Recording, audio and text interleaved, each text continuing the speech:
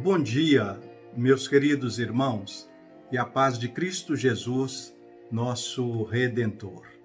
Deus proverá, o nosso bom Deus proverá. Hoje nós vamos meditar em Mateus capítulo de número 14, lembrando que esse texto é a sequência da primeira multiplicação dos pães. Jesus alimentou uma multidão de mais de 5.000 homens e ainda sobraram 12 cestos cheios de pães.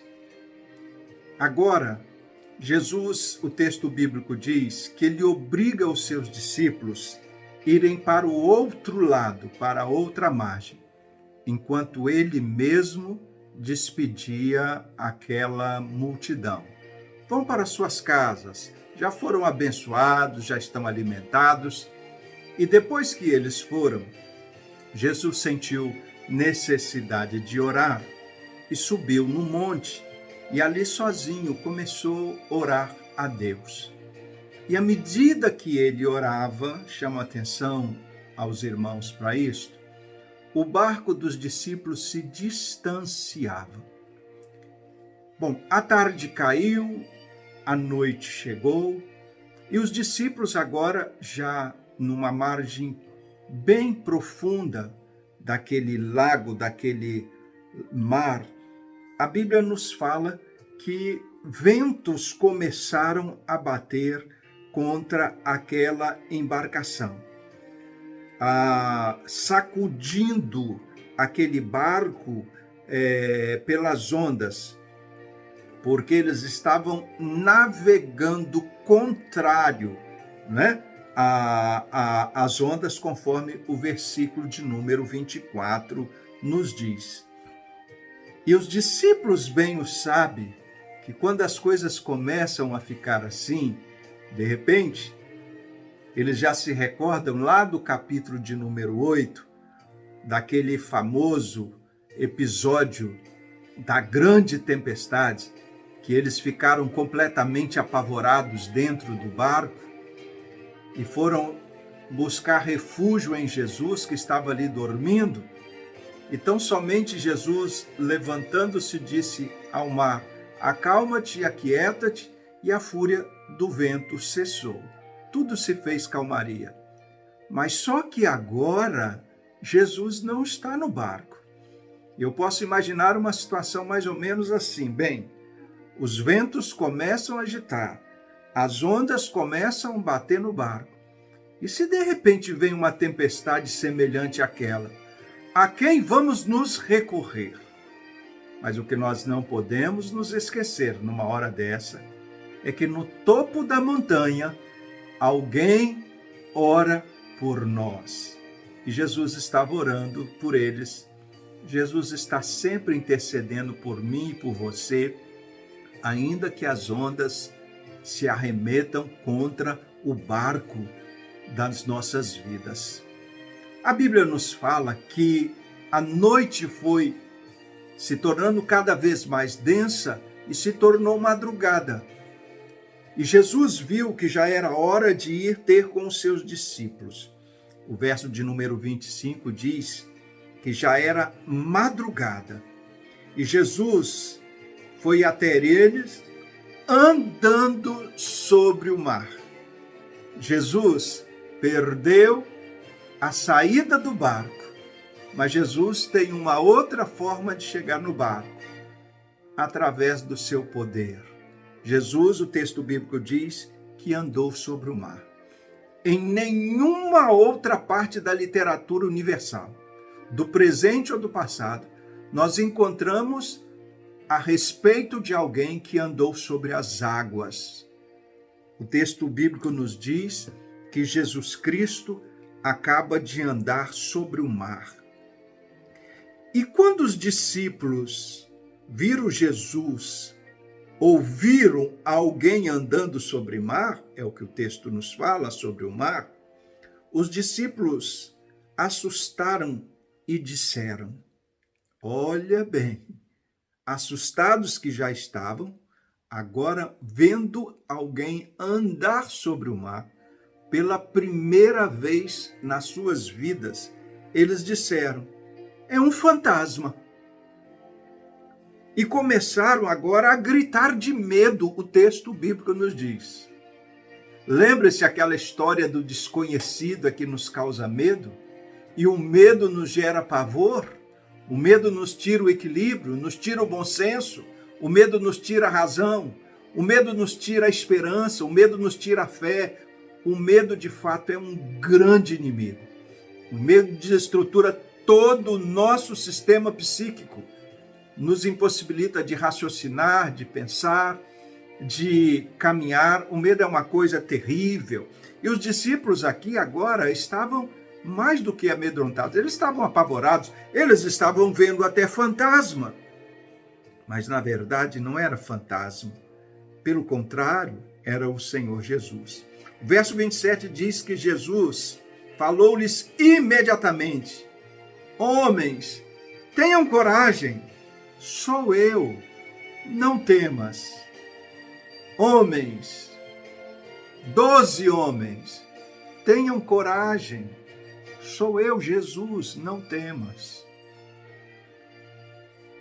Como naquela primeira experiência, Jesus estava dentro do barco e eles temeram. Nessa segunda experiência, Jesus estava fora do barco e eles também temeram. Mas agora, Jesus lança-lhes uma palavra de encorajamento. Homens, não tenham medo. Sou eu. Sabe, querido, eu e você também temos visto fantasmas. Olha, as coisas têm tomado proporções tão estranhas que nós estamos vendo coisas onde não existe. Nós estamos criando situações que não existem. Nós estamos imaginando realidades que não existem. E Jesus também, no tempo que se chama hoje, ele apela ao nosso coração. Homens, parem de ver fantasmas. Parem de criar situações inexistentes. Jesus diz: sou eu estou com vocês. Não temais. Não tenham medo. Essa expressão, não tenha medo, ela se repete tantas vezes na Bíblia, e nesse texto aqui, nesse momento tão especial na vida dos discípulos, Jesus mais uma vez diz a eles: não tenham medo. Para hoje, Jesus também tem uma palavra para nós. Não tenha medo. Não tenha medo porque é Ele que está conosco. É Ele que se avizinha. É Ele que se aproxima. Mas o que o texto também tem de interessante para nos considerar, que quando Pedro, o mesmo Pedro, tomou conhecimento da voz no meio daquele nevoeiro, no meio daquela agitação toda, ele reconheceu a voz, mas ainda não tinha visto Jesus. E ele disse assim: Senhor, se és tu, manda-me ir sobre as águas até onde tu estás. Pode ser que seja tu, Senhor, mas pode ser que não seja. Senhor, se for o Senhor, com certeza o Senhor me ordenar, eu vou andar sobre as águas como o Senhor está andando. Eu vi o Senhor acalmar aquela tempestade. Eu vi o Senhor fazer tantas coisas extraordinárias.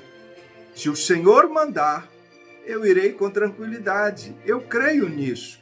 E ao término das suas palavras, para a sua surpresa, Jesus Cristo disse tão somente: então venha.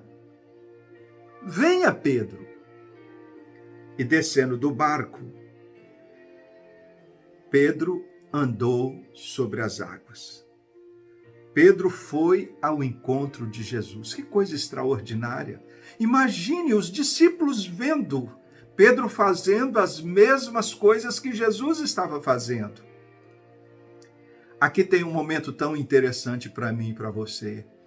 Cristianismo é fazer aquilo que Jesus faz. O próprio Jesus falou que nós faríamos coisas semelhantes ao que ele faz.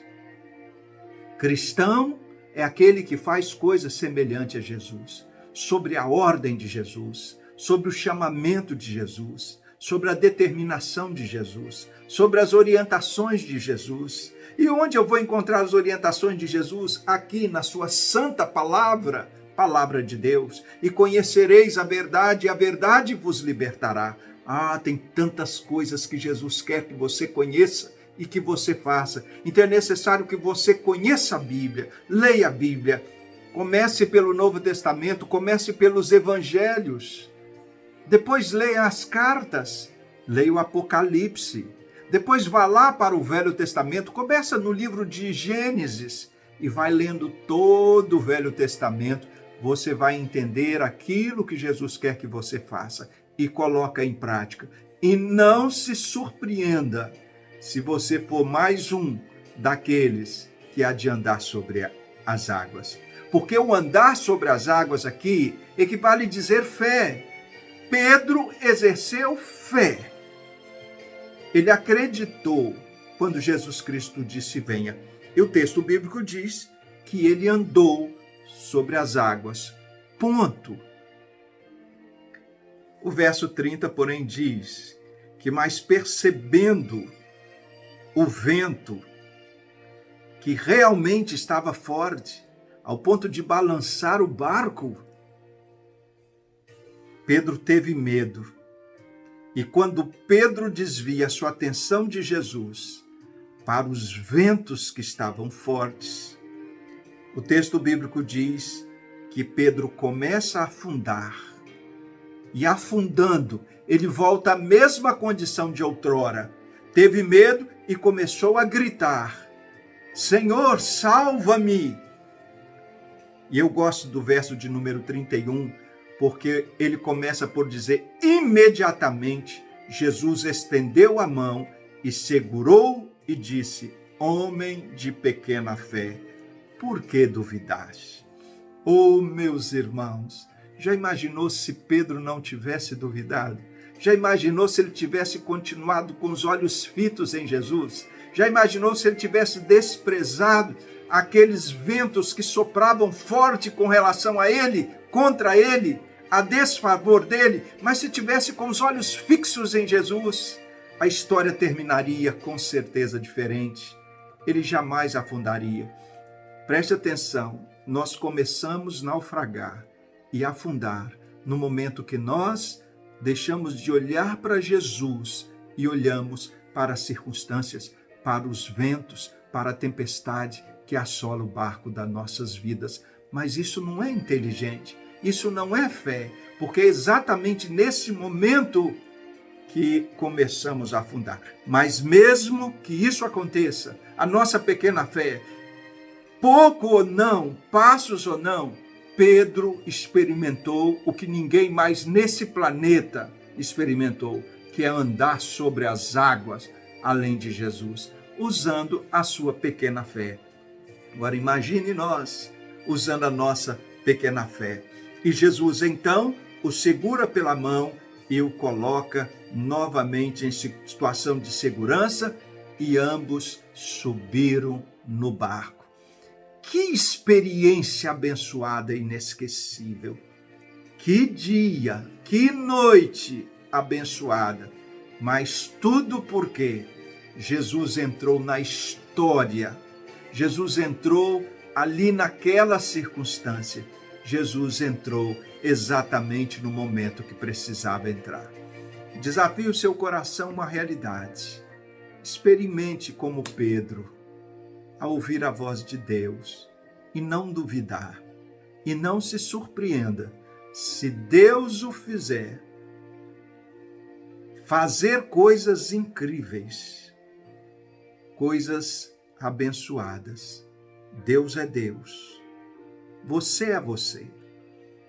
Mas se você crê em Deus, Deus pode abençoar poderosamente sua vida e, através da sua vida, a vida de muitas outras pessoas. Que Deus te abençoe poderosamente nesse dia. Deus proverá, Deus proverá, Deus proverá.